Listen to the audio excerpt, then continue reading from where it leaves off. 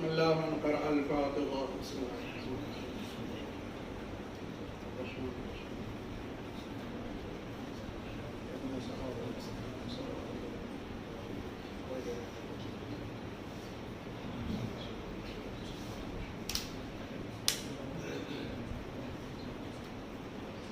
لا حول ولا قوة إلا بالله العلي العظيم.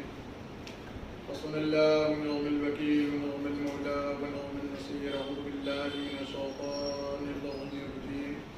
بسم الله الرحمن الرحيم. الحمد لله رب العالمين بارئ الخلائق أجمعين. الصلاة والسلام والتحية والإكرام على أشرف الأنبياء وأفضل المرسلين سيدنا ونبينا وحبيب قلوبنا وطبيب نفوسنا وشفيع ذنوبنا مولانا ومولى ثقلين جد الحسن والحسين أبي القاسم المصطفى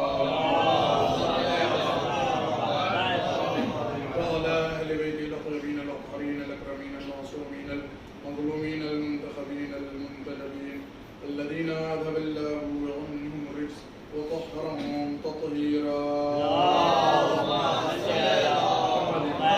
الآية الدائمة الباقية على أعدائهم وقتلتهم وواصل حقوقهم ومنكري فضائلهم وعصمتهم وولايتهم وطهارتهم والشاكين فيهم والمنغرفين عنهم أجمعين من الآن إلى يوم الدين. أما بعد فقد قال أبو عبد الله الحسين عليه الصلاة والسلام: خمس من لم تكن فيه لم يكن فيه كثير مستمع: العقل والدين والأدب والحياء والحسن والخلق.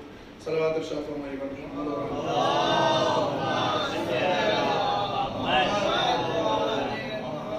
التماس ایک بار سورہ ہم 3 بار سورہ اخلاص فرما کر مرحوم مغفور میر ہادی علی ابن مرحوم مغفور میر بہادر علی صاحب کو رسالہ فرما.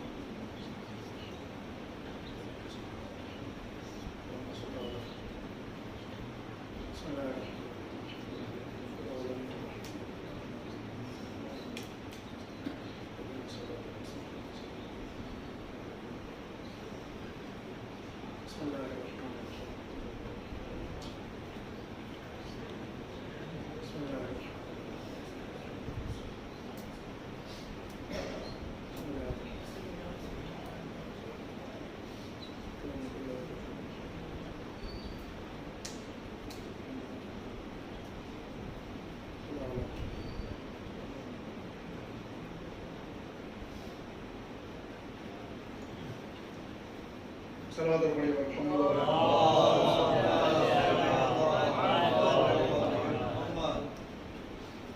ایام عزائے امام موسیٰ علیہ السلام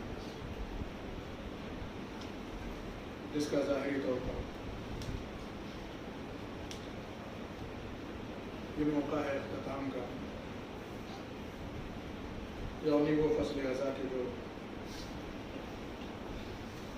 شب اول ماہ محرم سے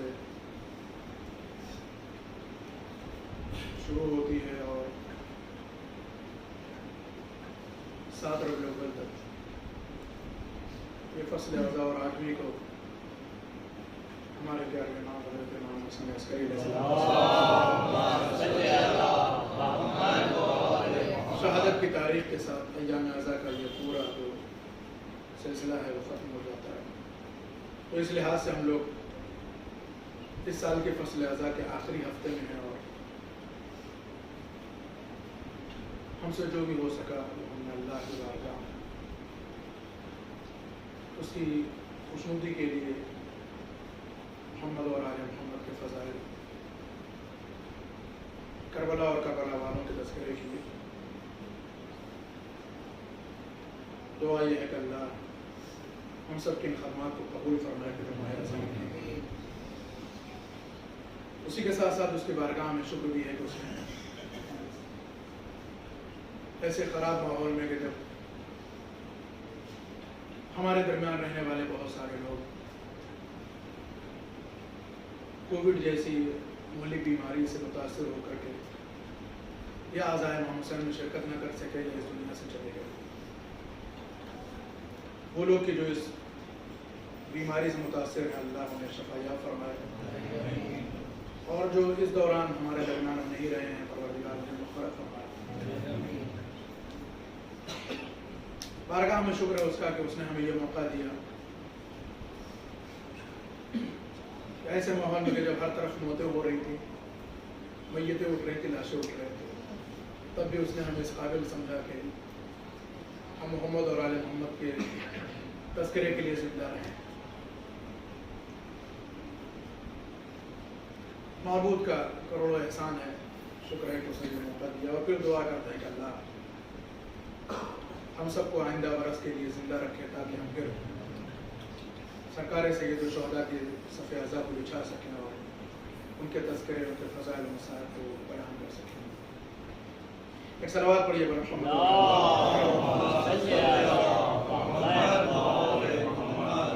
یہ ہفتہ بہت خاص ہے اہل حرم کے لیے، چونکہ تذکرہ امام موسیٰ علیہ السلام کا ہو رہا ہے مسلسل، اس لیے امام کی زبان مطہر سے نکلا ہوا فقرہ اور ایک حدیث آپ کے سامنے عرض کریں کہ امام فرماتے ہیں کہ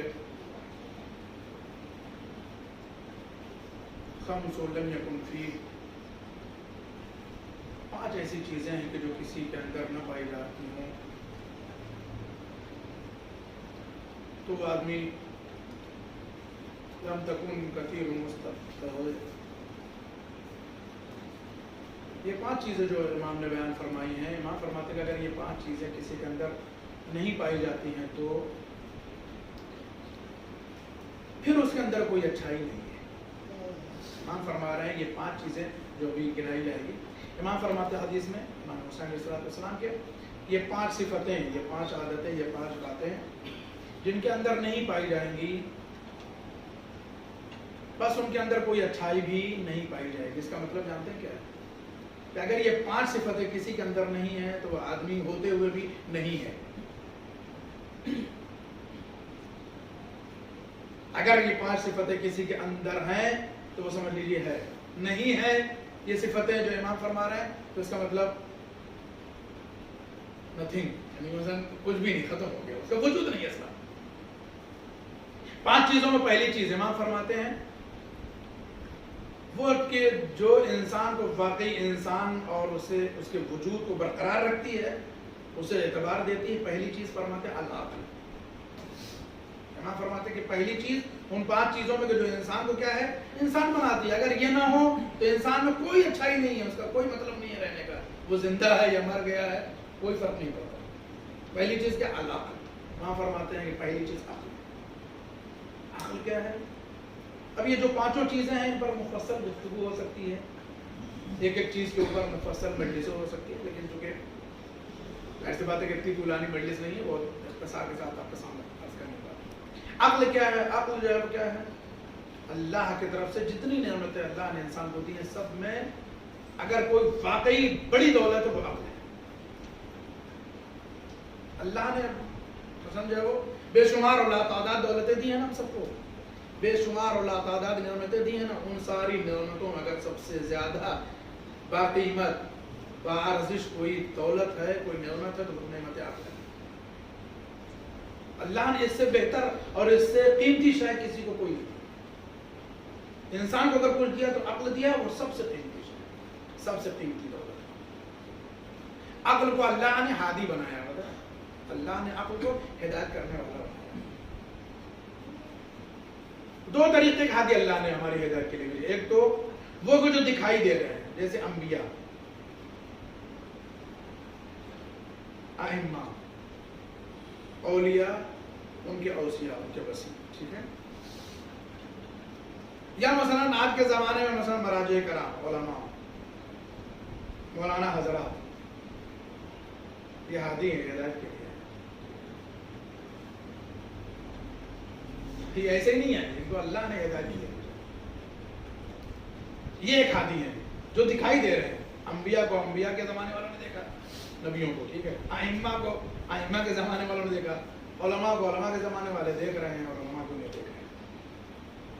مزید کچھ کہنے کی ضرورت؟ تو ایک وہ ہادی جو دکھائی دے رہے ہیں، جو سلسلہ ہے انبیاء سے لے کر کے مثلا علماء تک۔ اللہ نے دوسرا جو ہادی بنایا ہے ہم سب کے لیے، جو ہدایت کرتا ہے، وہ دکھائی نہیں دیتا، وہ کیا ہے؟ وہ عقل ہے جو ہدایت عقل ہی تو ہے کہ جو اچھے برے کی تمیز سکھاتی ہے، عقل ہی تو ہے جو بتاتی ہے یہ اچھا ہے یہ برا ہے، یہ بہتر ہے یہ بدتر ہے، یہ کرو یہ نہ کرو، ہے نا؟ اسی طریقے جس طریقے سے انبیاء کرتے تھے کہ یہ کرو یہ نہ کرو، ائمہ کہتے تھے یہ کرو یہ نہ کرو، علماء کہتے ہیں یہ کرو یہ نہ کرو، اسی طریقے سے عقل بھی کہتی ہے یہ کرو یہ نہ کرو، یہ اچھا ہے یہ برا ہے، یہ صحیح ہے یہ غلط ہے۔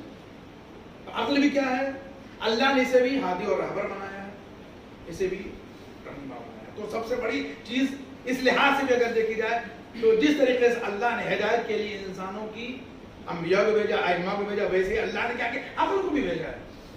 تو اس لحاظ سے بھی عقل کا مرتبہ بلند ہے۔ عقل بھی کیا ہے؟ بڑی دولت کا نام ہے کہ اللہ نے ہم سب کو دی۔ اسی عقل کے ذریعے سے اللہ نے کیا کیا ہے؟ دنیا کے ساری مخلوقات کے مقابلے میں انسان کو کیا ہے؟ اعلیٰ اور افضل اور برتر بنایا ہے۔ تو اللہ کھاتے پیتے تو جانور بھی ہیں، سوتا تو جانور بھی ہے نا، چلتا تو جانور بھی ہے، بولتا تو جانور بھی ہے، اور سارے کام تو جانور بھی کرتا ہے نا۔ اسے بھی ٹھنڈی لگتی ہے، اسے بھی گرمی لگتی ہے، وہ بھی بارش سمجھتا ہے کہ نہیں؟ ساری چیزیں جانور میں بھی ہے۔ لیکن انسان اللہ نے کیا ہے؟ امتیاز بنایا عقل دے کر کہ نہیں یہ اس کو جانوروں سے الگ کیا ہے، اسے عقل دی۔ تو سب سے بڑی دولت کا نام ہے عقل۔ امام فرماتے ہیں کہ جس کے پاس پانچوں چیزیں نہ ہوں وہ کیا ہے؟ وہ کچھ بھی نہیں، ختم ہے۔ پہلا مرحلہ کیا ہے کہ عقل نہ ہو۔ عقل نہ ہو تو بہت ساری جو وہ شرعی باتیں اس سے کیا ہے؟ ہٹا لی جاتی ہے، اس کے اوپر احکام نافذ نہیں ہوتے، اس کے اوپر دین نافذ نہیں ہوتا، اس کے اوپر شریعت نافذ نہیں ہوتی۔ خدا نہ خاصا کوئی دیوانہ ہو، کوئی پاگل ہو تو اس کے لیے شریعت کہتے ہیں اس کے لیے کوئی مسئلہ ہی نہیں، نہ اس کے لیے نماز ہے، نہ اس کے لیے مسجد ہے، نہ اس کے لیے روزہ ہے، نہ اس کے لیے قرآن ہے، نہ اس کے لیے حج ہے، نہ اس کے لیے کچھ بھی نہیں، کچھ بھی نہیں، چھوڑ کے کہا جائے وہ کیونکہ دیوانہ ہے اس لیے اس کے اوپر کوئی چیز جو ہے آیت نہیں ہوتی۔ لیکن اگر عاقل ہے، اگر عقل مند ہے، عقل دی ہے اللہ نے تو اس کے بعد ہر چیز ہے، نماز، روزہ، اطاعت والدین، اچھے کام، ہے نا، ہر زکات، ساری چیزیں، ہر زکات تو وہ سب واجب اس کے لیے، جہاد سب واجب ہے کیونکہ عقل دی ہے۔ اس کا مطلب سمجھ رہے ہیں؟ عقل دے کر کے اللہ کیا کرتا ہے؟ پہلے عقل دیتا ہے، پھر کیا ہے؟ اس کے اوپر احکام نافذ کرتا ہے۔ اللہ نے پہلے احکام نافذ نہیں کیا، پہلے عقل دی، اسی لیے پہلے اس نے انبیاء بھیجے، ہدایت کرنے والوں کو بھیجے، نہ ہدایت لینے والوں تب بھی اس نے جب نبیوں کو بھیجا تب بھی نہ کوئی سیکھنے والا ہو مولوی صاحب سے تب بھی مولوی صاحب ہیں۔ اس نے ہدایت کا انتظام پہلے کیا، چاہے وہ عقل کی صورت میں ہو، چاہے نبی اور امام کی صورت میں۔ تو یہ اللہ کا خاص احسان ہے نا بندوں کے اوپر کہ اس نے ہدایت کا انتظام کیا ہے، مکمل کیا، اس میں کوئی کسی طرح کی کمی نہیں۔ ایک صلوات پڑھیے۔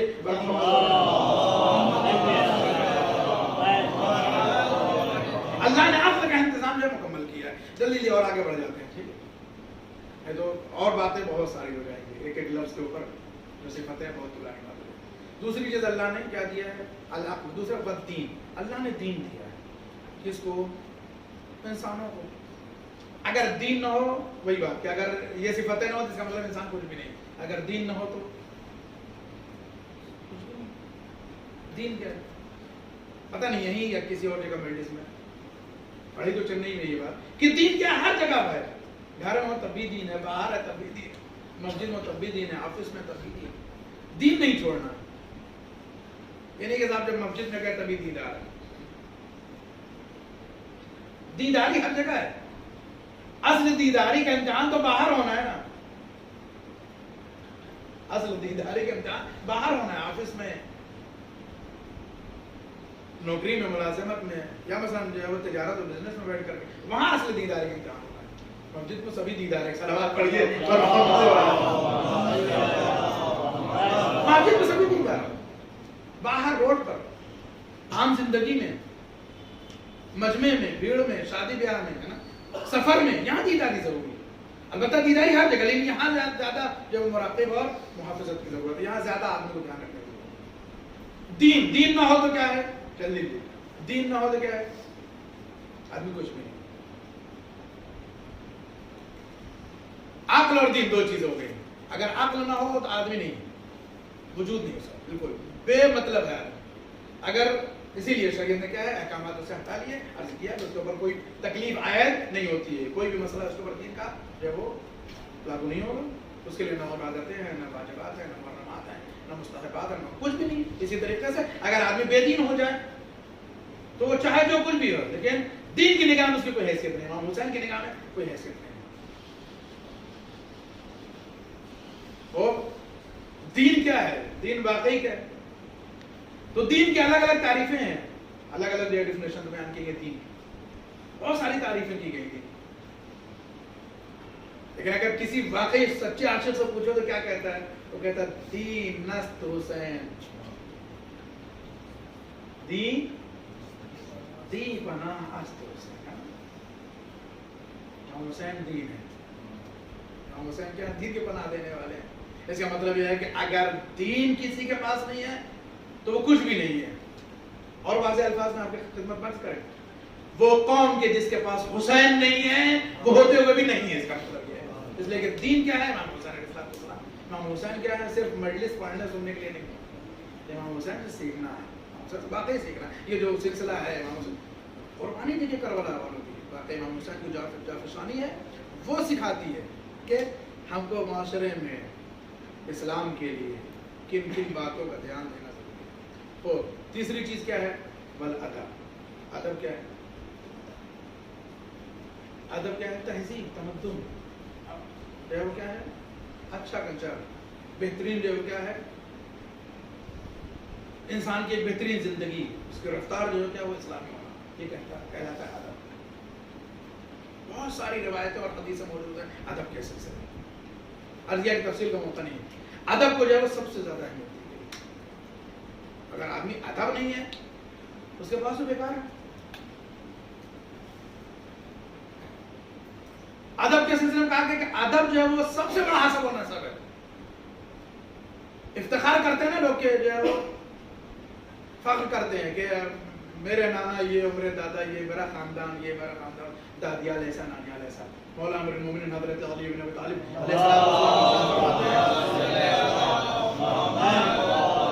इमाम फरमाते हैं कि अदब से बड़ा कोई हसब और नसब नहीं है।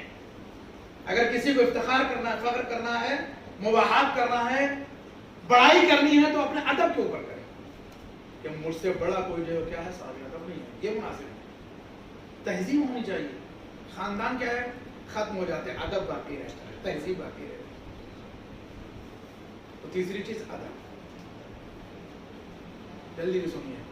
अदब क्या है? सबसे जरूरी चीज है। अदब सीखना और सिखाना दोनों सवाल है।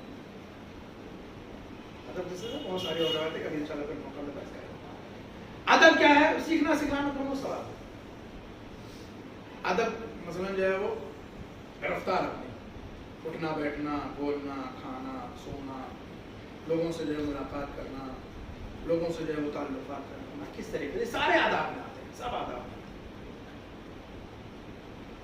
बड़ों को मसलन जो है वो क्या है? बड़ों के लिए एहतराम, बच्चों के लिए क्या है कि मोहब्बत, रहम, सब अदब में आते हैं, सब आदाब में। अदब के लिए जो है वो मुताद्दिद ताकीदें बयान की गई हैं, अलग अलग रास्तों से, अलग अलग तरीकों से। आइमा मासूम की रवायत कि जो है वो अदब, बच्चों के अदब के सिलसिले में कहा जाता है बच्चों को अदब बनाए। जैसे कहा जाता है कि जो है वो बड़ों के लिए कहा जाता है कि पैर फैला के न बैठे, ऐसे बच्चों को सिखाया जाता है कि बड़ों के सामने पैर फैला के न बैठे। तो ये सारी चीजें अदब में आती है। इसका मतलब है कि अगर किसी के पास अदब, इमाम फरमाते अगर ये चीजें नहीं तो वो नहीं है, अदब भी नहीं है तो आदमी क्या है? खत्म, उसका कोई शुमार नहीं है माशरे में, सोसाइटी में उसकी कोई गिनती नहीं होनी है। अगर होती तो गलत, अगर बेअदब की, बदअदब की और बदतमीज की वजह गिनती होती तो बहुत गलत बात। तीसरे अदब हो गए। चौथे क्या है? इमाम फरमाते हैं वल हया। हया क्या है? हया शर्म, लज्जा, इफ्फत। दीन के दायरे में जिंदगी बसर करने का नाम हया है। दीन के दायरे में जिंदगी बसर करने का नाम हया है। ये दीन का दायरा दोनों के लिए, मर्द के लिए भी, औरत के लिए भी। मर्द के लिए भी, खातून के लिए भी, दोनों के लिए दीन का दायरा है। दीन के दायरे में जिंदगी बसर करना हया कहलाता है। खूब, यही नहीं कि सिर्फ हया और शर्म सिर्फ औरतों के लिए, नहीं, इस्लाम ने रोज़ अव्वल का दोनों के लिए। इसीलिए जब हिजाब की बात आती है, पर्दे की बात आती है, तो शरीयत ने ये नहीं कहा कि सिर्फ औरत जो है वो मर्द को न देखे, یا جو ہے وہ مرد صرف عورت کو نہ دیکھے، بلکہ کہا کہ جس طریقے سے کسی مرد کا کسی عورت کے اوپر نگاہ ڈالنا نامحرم کے اوپر گناہ اور حرام ہے، ویسے ہی کسی عورت کا بھی کسی مرد کے اوپر نگاہ ڈالنا نامحرم کے اوپر کیا ہے؟ حرام۔ یہ حرام کب ہوتا ہے پتہ؟ جب انسان جو ہے وہ کیا ہے، دین کے دائرے سے باہر چلا جائے، آگے چلا جائے۔ دین کے دائرے میں رہنا کیا ہے؟ حیا کہلاتا ہے۔ اب آج ہمارے معاشرے میں بڑا مسئلہ ہے بدحجابی کا، ہے نا، بے پردگی بڑا مسئلہ ہمارے قوم میں۔ معاشرہ چھوڑ دیجیے، وہابیوں کے ہاں کچھ ہو نہ ہو لیکن ان کے ہاں کیا ہے؟ پردہ ہے نا، بہت اچھا پردہ کیا، کچھ ہو نہ ہو کیا، سب غلط ہو لیکن ظاہر ان کے حجاب بہت اچھا ہے، پردہ کیا بہت اچھا ہے۔ ہماری قوم میں جو ہے وہ کیا ہے؟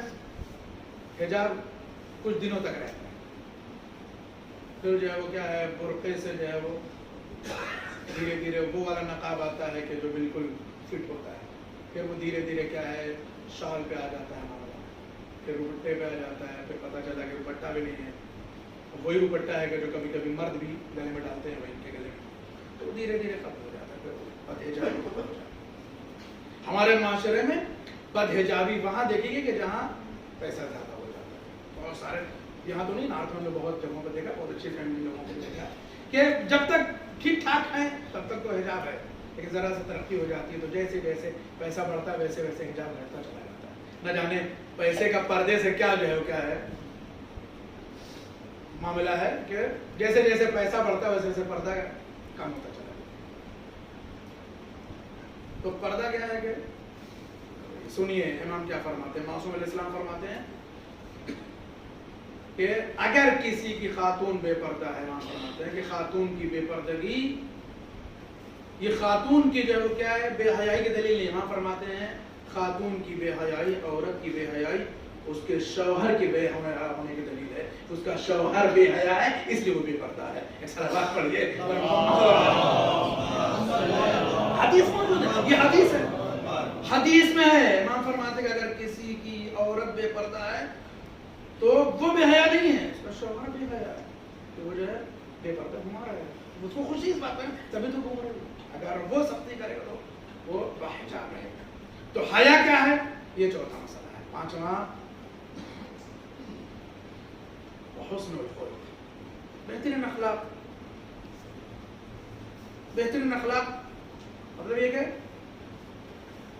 خندہ پیشانی سے ملنا، مسکرا کے ملنا، حال احوال پوچھنا، ہے نا، اخلاق ہے نہیں، حسن اخلاق ہے نہیں، اچھا نیچر، بہترین طریقے کا آدمی ہو، اس کا جو ہے وہ رہن سہن اچھا ہو، میل ملاپ اچھا ہو، کسی سے ملاقات کرتا ہو مسکرا کر کے سلام دعا کرتا ہو، حسن اخلاق۔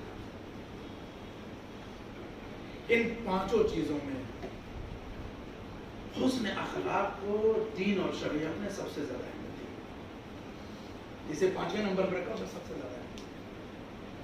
بقول ہمارے ایک استاد کے، خدا ان کو عمر طولانی عنایت فرمائے، وہ کہتے تھے کہ جو ہے وہ آدمی پڑھا کم ہو چلتا ہے لیکن کڑھا ہونا چاہیے۔ پوچھا کہ کڑھا ہونا کیا؟ کوئی کڑھا ہونا ہی نہیں، اخلاق اچھا ہونا چاہیے۔ اگر آدمی قابل کم ہے، پڑھا لکھا کم ہے تو اس کا اخلاق کیا ہے، اس کے کم علمی کو کیا ہے چھپا لیتا ہے۔ یا آدمی جو ہے وہ کیا لاکھ پڑھا لکھا ہو، اگر اخلاق اچھا نہیں ہے، البتہ اخلاق کے پیمانے ہو سکتا ہے آپ کی نگاہ میں الگ ہو، یا ہماری نگاہ میں اخلاق کا پیمانہ الگ ہو گیا، اخلاق کسے ہو سکتا ہے، لیکن دین کی نگاہ میں اخلاق جو ہے وہ صاف ہے، مشخص ہے کہ حسن خلق، مسکرا کے، خندہ پیشانی سے، ہے نا، اچھے طریقے سے ملنا، ملاقات کرنا، یہ حسن اخلاق۔ ہمارے ایک اور استاد خدا اگر ایک رحمت کا انتقال کر کے تو اچھا جملہ کہا کرتے تھے کہ وہ کہتے تھے کہ علم جو ہے وہ اخلاق کے آغوش میں پڑھنا چاہتا ہے، علم اخلاق کے آغوش میں پڑھنا چاہتا ہے، اخلاق نہیں ہے تو علم جو ہے وہ بیکار ہے۔ اخلاق ضروری ہے، بچوں کو اخلاق سکھائیں، اخلاق سکھانا ضروری ہے۔ اخلاق کے لیے ضروری ہے کہ دین کی تعلیم دیجیے، قرآن کی تعلیم دیجیے، تاکہ بچے کیا ہے مؤدب و خلیق ہو اخلاق۔ پیغمبر اسلام کو کیا ہے بہت ساری ذمہ داری دی گئی تھی، ہمارے نبی کو بہت ساری ذمہ داریاں دی گئی، قرآن کریم نے کہا نا بسم اللہ الرحمن الرحیم والذی بعث فی الأمین رسولا منہم یتلو علیہم آیاتہ ویزکیہم ویعلمہم الکتاب والحکمہ. ہم نے انہی امیین میں سے ایک نبی کو مبعوث کیا ہے کہ جو لوگوں کو کتاب و حکمت کی تعلیم دے, تزکیہ نفس کرے. یہ ذمہ داری کی اللہ کی طرف سے نا, لیکن نبی نے کیا ارشاد فرمایا؟ نبی نے فرمایا انما بعثت لاتمم مکارم الاخلاق. پیغمبر اسلام فرماتے ہیں کہ اللہ نے ہم کو اس لیے بھیجا ہے تاکہ ہم اخلاق کی بلندیوں کو مکمل کر سکیں, اس کے مرحلوں کو مکمل کر سکیں. بہترین اخلاق. ابھی شہادت تاریخ گزری ہے نا رسول اللہ, ان سے بہتر اخلاق کس کا ہو سکتا ہے؟ ان سے بہتر اخلاق کس کا ہو سکتا ہے؟ کافر بھی آ گیا تو آپ نے اس کے لیے کیا کیا؟ آبا بچھا دیا, زمین پر آبا بچھا دیا. آپ نے لکھا ہے تاریخ کہ کافر آ گیا, کلمہ نہیں پڑھتا ہے, ان کا دشمن ہے, لیکن جو ہے وہ رسول اللہ نے کیا کیا؟ آبا بچھا دیا کہ بیٹھ جائے, اس کو خالی زمین میں نہ بیٹھنا. اخلاق ہے پیغمبر رسول. بڑھیا ہے, روز ان کے اوپر گھر کا کوڑا اکٹھا کر کے, سنا ہے نا واقعہ, بہت معروف بات ہے, مشہور ہے یہ داستان. گھر کا سارا کوڑا جو ہے کچرا اکٹھا کر دی ہے اور دیکھتی رہتی کہ جب مسلمانوں کے نبی یہاں سے گزریں گے تو ڈسٹ بن جو ہے وہ پورے ان کے اوپر اگل گئے. یہی نہیں بلکہ یہاں تک لکھا ہے تاریخ میں کہ جانور جب ذبح ہوتا تھا, ظاہر سی بات ہے اس زمانے میں بہت سارے جانور ذبح ہوتے تھے کھانے پینے کے لیے, تو جو جانور کی اوجھڑی ہوتی تھی نا, سوچ سکتے ہیں آپ, صرف گھر کا کوڑا کرکٹ ہی نہیں, کچرا ہی نہیں, بلکہ جانور ذبح ہوتا تو اس کی اوجھڑی بھی کیا کرتی تھی, وہ رکھتی تھی. جب رسول اللہ آتے تھے تو رسول اللہ کے سر پہ ڈالتے تھے. اللہ اکبر. سوچیے رسول اللہ کے سر, رسول اللہ کیا ہے؟ مسکرا کے چل, رسول اللہ مسکرا کے چل دیتے تھے اپنے مشن میں, اپنے کام میں. پھر وہی لوگوں کہتے تھے لا الہ الا اللہ کو فلاح پا جاؤ, وہی پھر دین کی تعلیم دے رہے.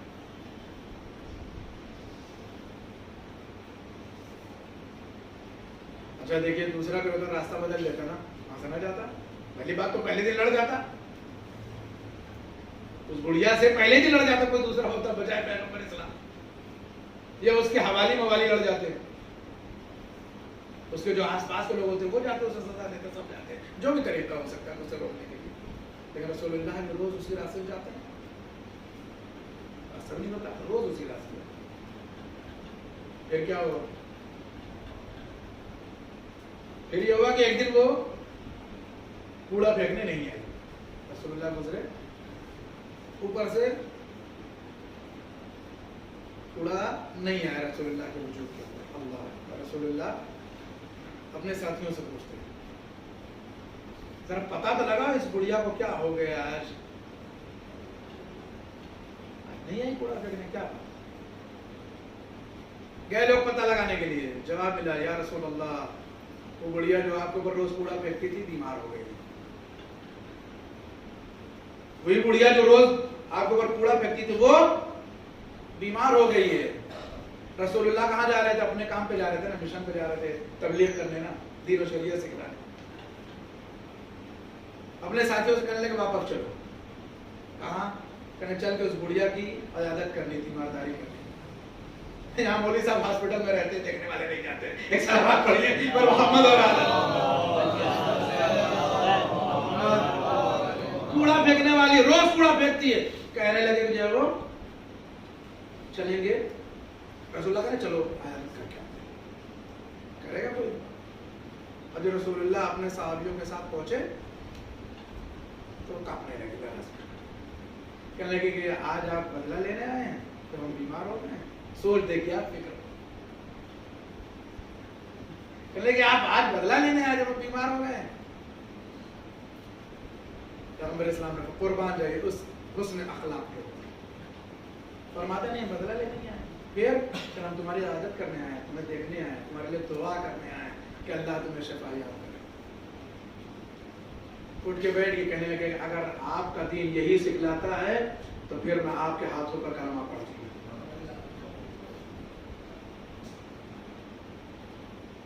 دیکھیے کہہ دینا بہت آسان ہے کہ بعض لوگ کہتے ہیں نا کہ اسلام جو ہے وہ تلوار کے زور پر پھیلا ہے.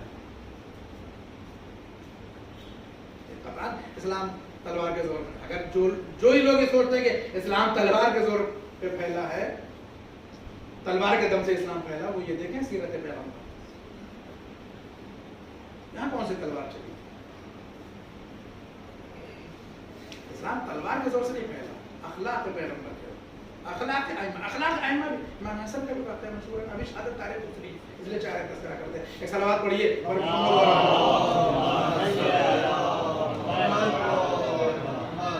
ایسا ہے کہ ہم اپنی گاڑی میں بھول گئے کہ کتنے بجے ہم نے شروع کیا تھا, اور یہاں ہم کو دکھائی نہیں دے رہا, تھوڑا سا دشواری ہے دکھائی. کتنے منٹ ہو گئے بولتی ہو؟ آدھا گھنٹہ ہو گیا. چلیے جلدی جلدی بات سمجھ جائے. صلوات پڑھیے.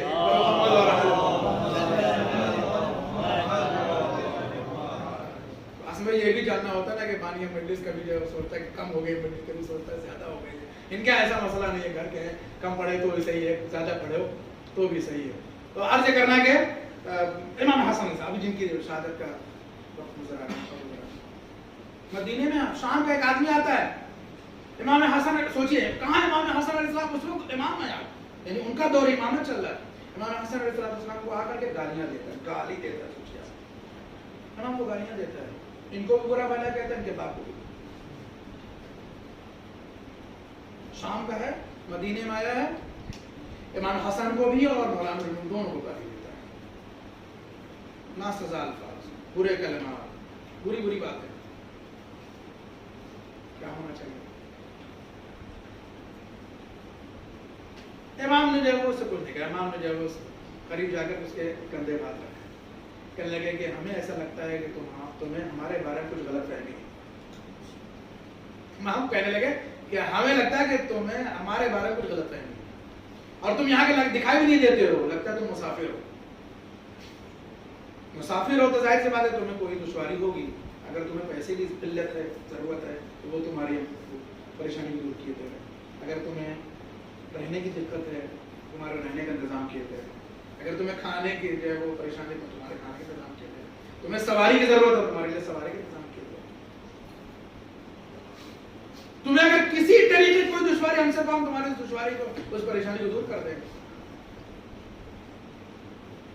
اب دوسرے نے دیکھا کہ ابھی تک ان کو گالی دے رہے تھے, ان کو بھی دے رہے تھے, ان کے باپ کو بھی گالی دے رہے تھے, اور یہ گالی کے جواب میں ہمارے کندھے پر ہاتھ رکھ کر کے ہم سے اس طریقے کی باتیں کر رہے ہیں. اس کو حیرت ہوئی کہ یہ شخص کون ہے. بتایا کہ بھئی یہ جو ہے وہ امام ہیں زمانے کے, رسول اللہ کے نام سے ہیں.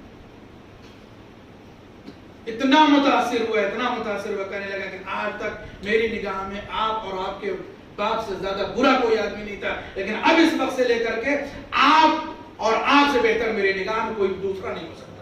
آپ سے بہتر کوئی نہیں ہے ہماری نگاہ میں. آپ اپنا ہاتھ آگے لائیے, ہم آپ کے ہاتھ پہ بیعت کرنا چاہتے ہیں, آپ کا پڑھنا چاہتے ہیں. امام حسین علیہ السلام کا اخلاق بات تمام ہو گئی. کربلا میں سوچئے بات ختم ہو گئی.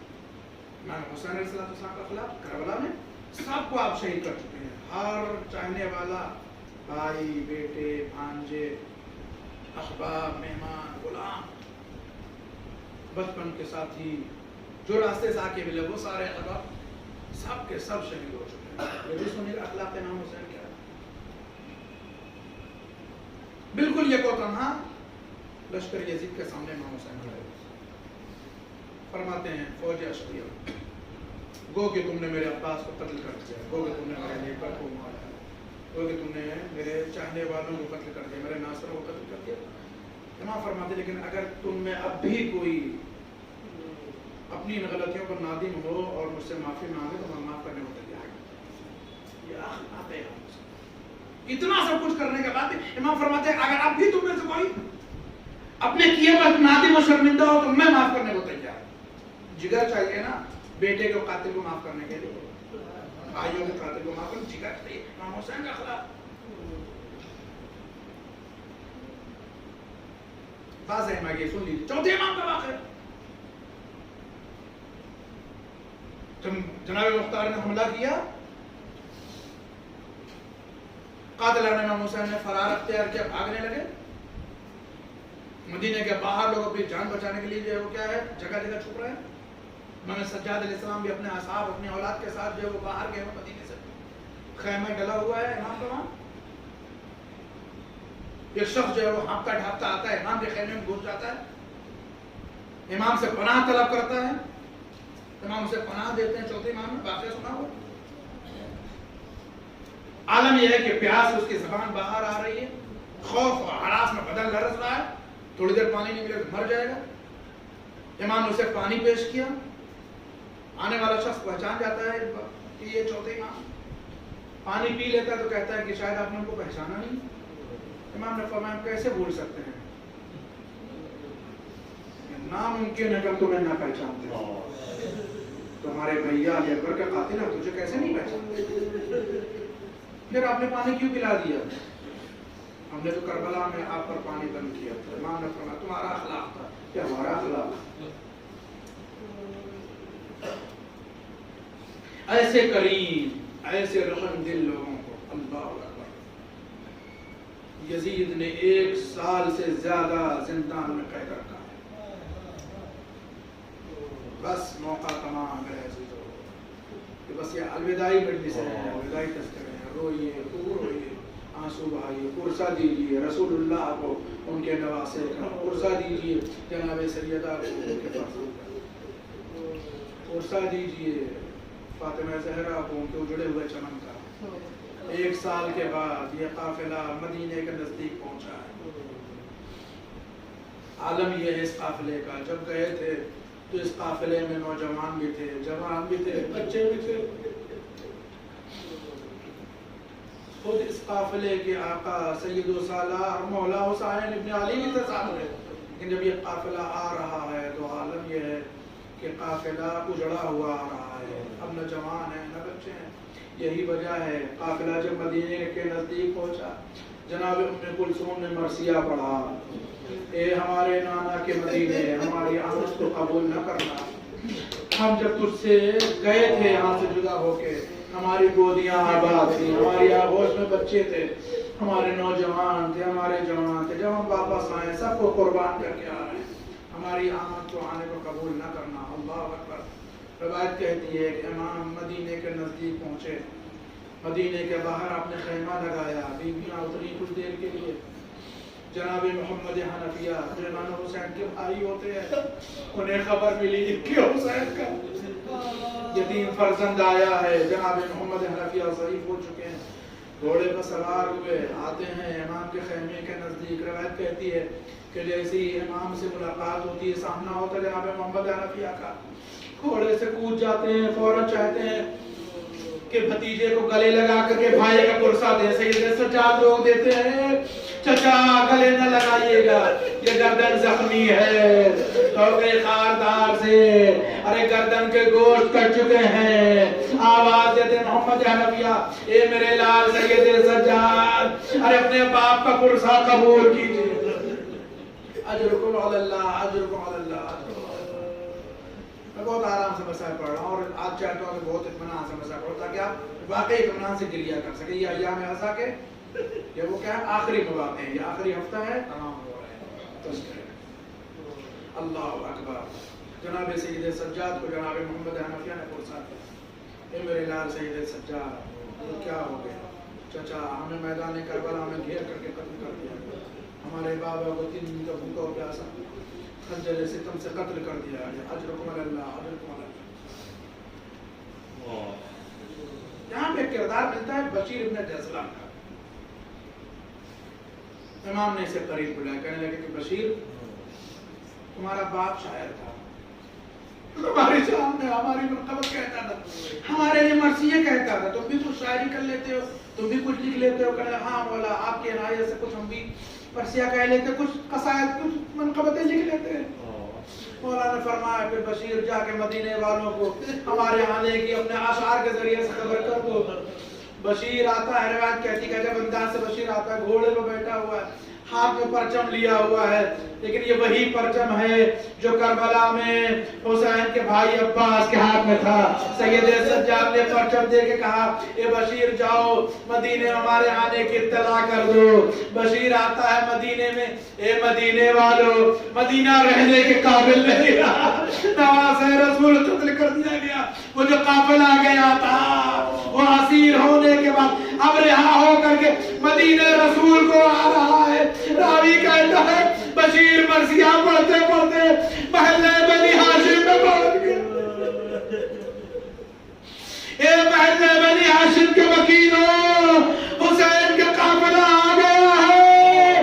ارے اس خبر کو، اس آواز کو ایک بوڑھی ماں نے سنا ہے، اپنے پوترے کو ساتھ لیا۔ اے میرے لال، ارے میں کیا سن رہی ہوں، وہ جو قافلہ گیا تھا وہ آ گیا ہے، آپ سے کچھ دکھائی نہیں۔ اے میرے لال مجھے لے چل۔ راوی کہتا ہے یہ ضعیفہ، ارے عباس کی ماں ام المؤمنین ہے، فاطمہ کلابیہ ہے، اپنے فرزند اپنے پوتر جناب ابو الفضل عباس کے بیٹے کے ساتھ بشیر کے نزدیک پہنچتی ہے۔ جیسی بشیر کے نزدیک پہنچی ایک سوال کیا، اے بشیر ارے کیا غضب کی خبر سناتا ہے؟ ارے حسین کیسے آواز دیتا بشیر، اے بی بی فاطمہ کا بیٹا مارا گیا۔ بس رخ کرتی ہے کربلا کی جانب، اے میرے شیر عباس، ارے میں یہ کیا سن رہی ہوں، تم زندہ رہے، میرا آقا مارا گیا۔ بشیر نے روک دیا، اے بی بی ایسا نہ کہیے، جب تک آپ کا لال عباس زندہ تھا حسین پر کوئی آج نہیں۔ اے بی بی جب آپ کا لال بازو کٹا چکا تب حسین کا گلا کٹا۔ ارے لیجیے ماں کے سامنے ابو الفضل عباس کے مسائب پر بشیر کہنے لگا، اے بی بی آپ کا لال بازو کٹا کے گھوڑے کی بلندی سے گرا، بس ماں تڑپ گئی۔ اے میرے لال، ارے یہ ماں تم پر روئے گی جب تم زمین پر آئے، تمہارے ہاتھ سلامت۔ اجرکم علی اللہ، اجرکم علی اللہ۔ بس میرے عزیز دو فکرے مجلس تمام ہو رہی ہے۔ میرے عباس تم جب زمین پر آئے، بازو قلم ہو چکے تھے زمین کے پر، زمین پر آنے پر جناب ام المؤمنین نے گریہ کیا۔ اجرکم علی اللہ۔ روایت کہتی ہے کہ چھوٹا بچہ بشیر کے نزدیک پہنچا، بشیر یہ تمہارے ہاتھ میں پرچم کیسے آیا؟ یہ پرچم جب مدینے سے قافلہ گیا تھا میرا بابا کے ہاتھوں میں تھا۔ اللہ اللہ کتنا سخت ہے، چھوٹے بچے کو اس کے باپ کی خبر لیجیے عزیزو، مدینے میں اعلان ہو گیا، منادی ہو گئی بشیر ابن جزلم کے ذریعے سے، قافلہ مدینے کے اندر داخل ہوا۔ اللہ اکبر، اللہ اکبر۔ زینب کو کہاں جانا چاہیے؟ مدینے میں پہنچنے کے بعد زینب کو سب سے پہلے کہاں جانا چاہیے؟ ہاں جہاں ہم سوچ رہے ہیں، زینب وہی گئی، اپنے نانا کے مزار میں پہنچی،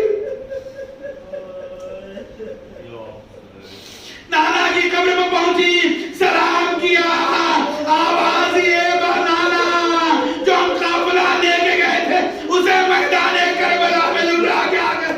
آواز دیتی ہے نانا جب بھی کوئی سفر سے آتا ہے کچھ نہ کچھ ہدیے لے کے آتا ہے، اے نانا ہم بھی آپ کے لیے ہدیہ لے کے آئے۔ زینب نے اپنے بھائی کے خون آلود کرتے کو نکالا، ارے مزار پیغمبر پہ رکھ دیا، اے نانا یہ آپ کے لیے ہدیہ ہے۔ راوی کہتا ہے نبی کا مزار میں نظریں لگا، اے بیٹی میں سارے مسائل دیکھ رہا تھا۔ اجرکم علی اللہ، اجرکم علی اللہ، اجرکم علی اللہ۔